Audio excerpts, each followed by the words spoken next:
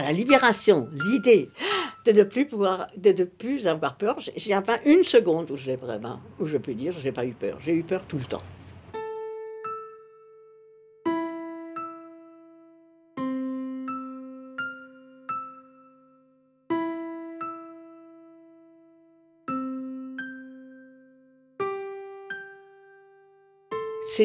Ces enfants surtout qu'on protégeait, c'était plus fort que n'importe quoi. Il fallait risquer, c'est comme ça. On était embarqués dans un mouvement qui... Je n'ai pas connu à côté de moi des gens qui se soient arrêtés, malgré le danger, malgré... Et c'était de plus en plus risqué, ça c'est vrai. Ce n'était pas pour la gloire, ou je ne sais pas quoi, c'était vraiment parce qu'on était... Il fallait le faire.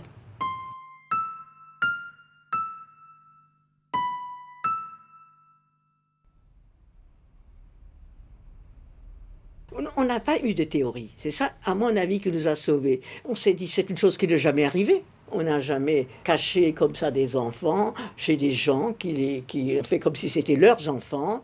On n'a pas à quoi se référer. Donc, faisons notre religion nous-mêmes, disons. C'est donc au feeling.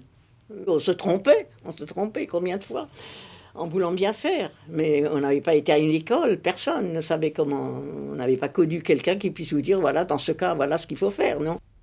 Quotidiennement, on avançait à dire, qu'est-ce qu'on fait avec celle-là, comment on va lui dire, ou comment, est-ce que je dois lui dire ou pas lui dire, ou est-ce que... Enfin, c'était pour nous des questions permanentes, pour les adultes, les jeunes adultes que nous étions.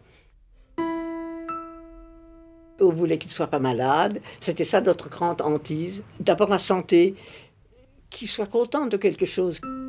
Chaque joie où quand un enfant je vais t'embrasser, ça c'était la joie absolument imprévue. C'était comme si on avait gagné pas un billet de la loterie nationale, mais tous les billets. Il a demandé de m'embrasser. Tu te rends compte, c'est merveilleux.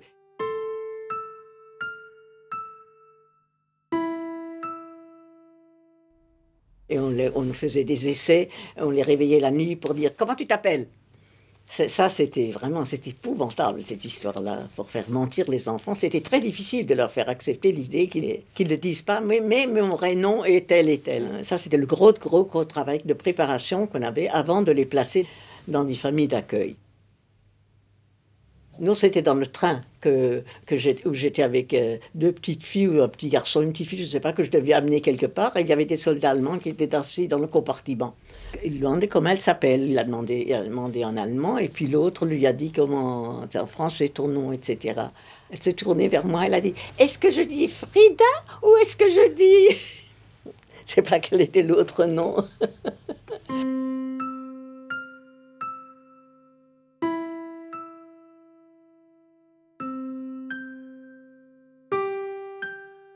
J'avais 3 carnets. J'avais une qui s'appelait Wolf avec un tampon, une Wolf sans tampon, puisqu'il y avait des Wolf qui étaient là, et j'avais une Vignal qui était fausse.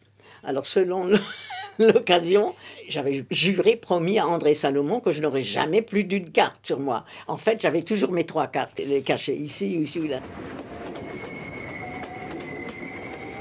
J'avais entendu une discussion de soldats où j'étais assise dans un train avec mes faux papiers et l'un dit à l'autre en allemand, comme je parle couramment l'allemand, das ist bestimmt eine Jüdin, ça c'est sûrement une petite juive. Alors l'autre dit, me regarde comme ça, bon, je fais semblant de rien comprendre, je regarde en l'air.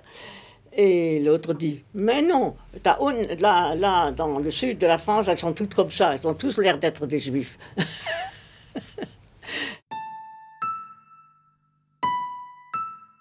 Alors, on m'a souvent envoyé du côté de Montpellier, par là. Ça, effectivement, j'étais assez bronzée à l'époque, etc. Ça passait assez bien, mais sinon, c'était toujours suspect.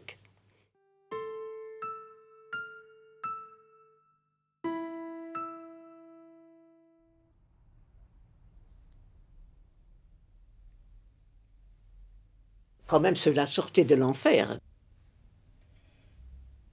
Avec les enfants qui avaient été cachés en France, on était à l'aise. On connaissait les familles françaises, etc.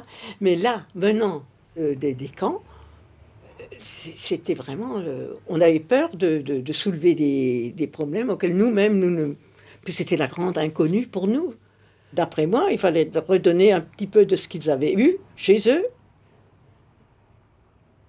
et puis leur faire leur chemin à eux.